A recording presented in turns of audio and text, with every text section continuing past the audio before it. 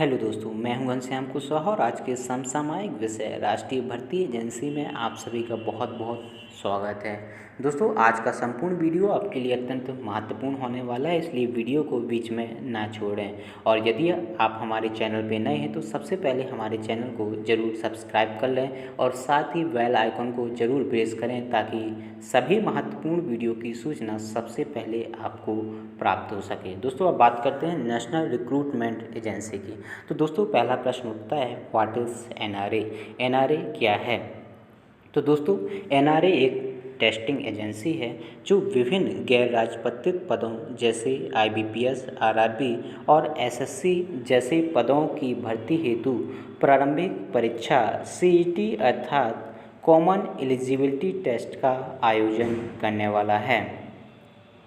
दोस्तों, प्रश्न यह भी उठता है कि सीईटी की वैधता क्या होगी, अर्थात यदि कोई विद्यार्थी एक बार सीईटी को क्लियर करता है तो उसे वह कब तक के लिए वैध मानी जाएगी। तो एनआरए के अंतर्गत यह प्रावधान किया गया है कि सीईटी को एक बार क्लियर करने के पश्चात वह 3 वर्षों तक वैध माना जाएगा। दोस्तों, अगला बिंदु है हमारा, सीईटी के कितने चरण होंगे। तो दोस्तों, प्रति वर्ष ऑनलाइन मोड में 2 बार सीईटी का आयोजन किया जाएगा और सीईटी का यह आयोजन 10वीं, 12वीं व स्नातक स्तर के लिए अलग अलग किया जाएगा। दोस्तों, अगला बिंदु है हमारा मीडियम ऑफ सीईटी, अर्थात सीईटी की भाषा क्या होने वाली है। क्या सीईटी का आयोजन हिंदी भाषा में होगा अथवा इंग्लिश भाषा में होगा। तो दोस्तों, एनआरए के तहत यह प्रावधान किया गया है कि भारतीय संविधान में शामिल 22 भाषाओं में से 12 भाषाओं में सीईटी का आयोजन किया जाएगा।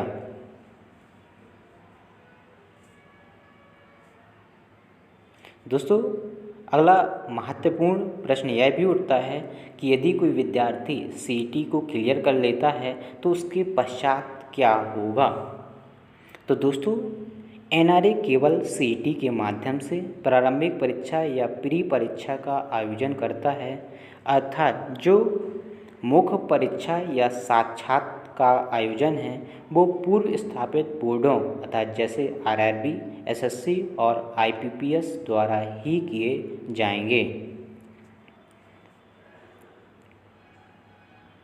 दोस्तों, सबसे महत्वपूर्ण है सीईटी से क्या लाभ होने वाले हैं। तो दोस्तों, हम विभिन्न बिंदुओं के माध्यम से सीईटी के विभिन्न लाभों पर चर्चा करेंगे और पहला बिंदु है, विद्यार्थियों द्वारा एक बार सीईटी पास करने के पश्चात 3 साल तक पुनः प्रारंभिक परीक्षा देने की आवश्यकता नहीं होगी।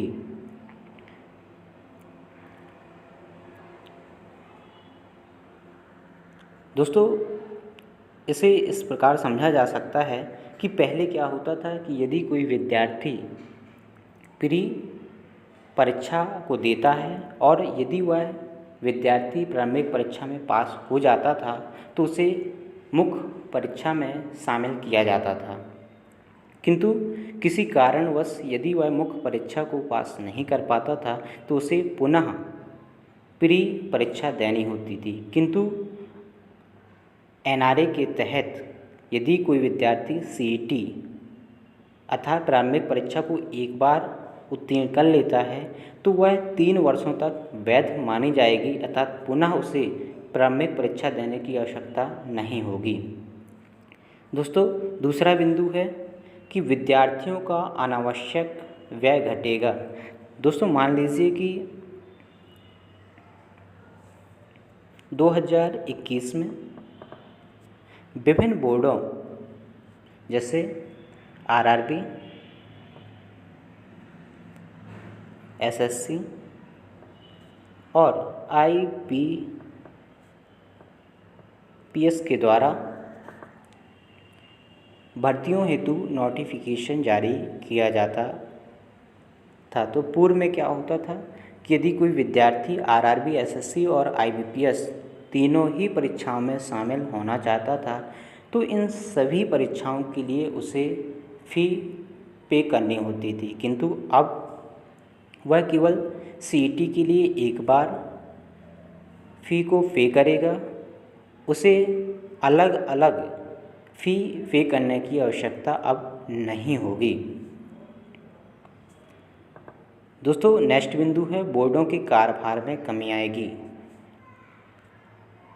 दोस्तों जैसा कि एनआरए सीटी का आयोजन करने वाला है और पहले बोर्ड प्रारंभिक परीक्षा मुख्य परीक्षा का आयोजन करते थे, किंतु अब उन्हें केवल मुख्य परीक्षा का ही आयोजन करना होगा और प्रारंभिक परीक्षा का आयोजन एनआरए द्वारा आयोजित किया जाएगा। इसलिए बोर्डों के कार्यभार में अब कमी आने वाली है। दोस्तों अगला बिंदु है छात्रों का मुख्य परीक्षा हेतु अधिक ध्यान केंद्रित हो सकेगा। तो दोस्तों मान लीजिए कि कोई विद्यार्थी 2021 जनवरी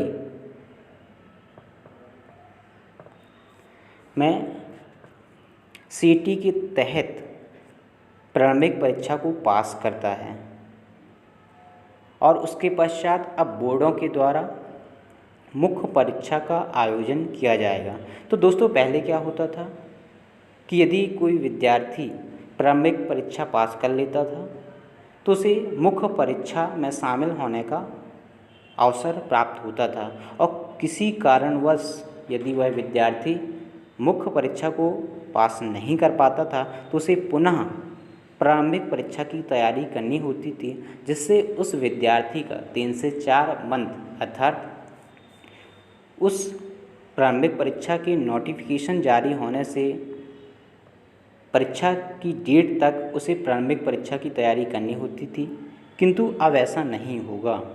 अब उसे एक बार प्री परीक्षा पास करने के पश्चात वह मुख्य परीक्षा में शामिल होगा, और यदि वह मुख्य परीक्षा में सफल नहीं भी हो पाता है तो उसे पुनः प्री देने की आवश्यकता नहीं है। वह 3 वर्षों तक मुख्य परीक्षा दे सकेगा। इसलिए मुख्य परीक्षा में उसका ध्यान अधिक केंद्रित होगा और उसे सफल होने की संभावना और अधिक बढ़ेगी।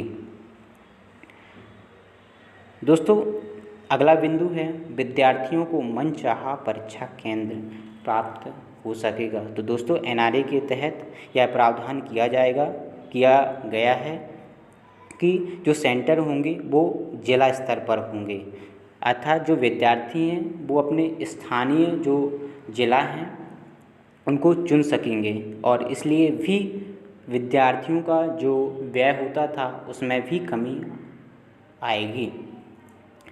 किंतु दोस्तों हर चीज़ के 2 पक्ष होते हैं जिन्हें हमें जानना ज़रूरी होता है। चलिए बात करते हैं कि सीईटी के सामने कौन कौन सी चुनौतियां हैं, इसके कौन कौन से दोष हैं। तो दोस्तों पहला बिंदु है सीईटी के कारण मुख्य परीक्षा हेतु प्रतियोगिता और बढ़ेगी। चलिए समझते हैं कि कैसे। तो दोस्तों मान लीजिए कि एसएससी यदि कोई मुख्य परीक्षा 2022 में आयोजित करता है, तो दोस्तों पहले क्या होता था कि जो पदों की संख्या निर्धारित की जाती थी तो उसके लगभग 15 गुना प्री के लिए क्वालिफाई कर लिया जाता था छात्रों को। उसके पश्चात मेंस देने को मौका मिलता था। किंतु अब क्या होगा, यदि 2022 में एसएससी मुख्य परीक्षा का आयोजन करने वाला है तो इस परीक्षा में जो विद्यार्थी सीईटी के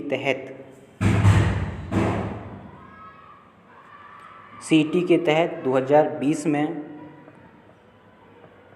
सफल हुआ है और उसके पश्चात 2021 तथा 2022 में भी जो विद्यार्थी प्रारंभिक परीक्षा में सफल हुआ है, अब तीनों वर्षों के छात्र भी 2022 के एसएससी द्वारा आयोजित मुख्य परीक्षा में शामिल हो सकेंगे। इसलिए मुख्य परीक्षा में जो कंपटीशन या प्रतियोगिता है वो और बढ़ेगी। दोस्तों अगला बिंदु है ऐसे सभी परीक्षाएं जिनमें केवल प्रारंभिक परीक्षा से ही विद्यार्थियों की नियुक्ति संभव थी, अब उन्हें एक और परीक्षा से गुजरना होगा। दोस्तों अनेक ऐसी परीक्षाएं जो केवल वनडे एग्ज़ाम के तहत उनका चयन हो जाता था, किंतु अब एनआरए के तहत सबसे पहले विद्यार्थी को सीईटी परीक्षा देनी होगी। उसके पश्चात उस विशेष बोर्ड के द्वारा एक और परीक्षा देना होगा। उसके पश्चात ही विद्यार्थियों की नियुक्ति संभव हो सकेगी। दोस्तों, तीसरा बिंदु है तीनों फॉर्मेटों 10वीं 12वीं और स्नातक स्तर के इच्छुक विद्यार्थियों को अलग अलग सीईटी से गुजरना होगा। दोस्तों, इस पॉइंट को हम पहले भी डिस्कस कर चुके हैं कि एक एनआरए की बड़ी समस्या यह भी है कि विद्यार्थियों को, यदि कोई विद्यार्थी जो स्नातक पास कर चुका है तो वह 10वीं 12वीं और स्नातक स्तर तीनों फॉर्मेटों के लिए भी वह एलिजिबल होगा, तो उसे 10वीं के लिए अलग, 12वीं के लिए अलग और स्नातक स्तर के लिए सीईटी देनी होगी, अर्थात 3 सीईटी से उसे गुजरना होगा। दोस्तों, इस प्रकार हमने एनआरए के अंतर्गत आने वाले सभी बिंदुओं को विस्तार से जाना, और मैं आशा करता हूँ कि यह वीडियो ज़रूर आप सभी तक चीज़ें समझ में आई होंगी। धन्यवाद।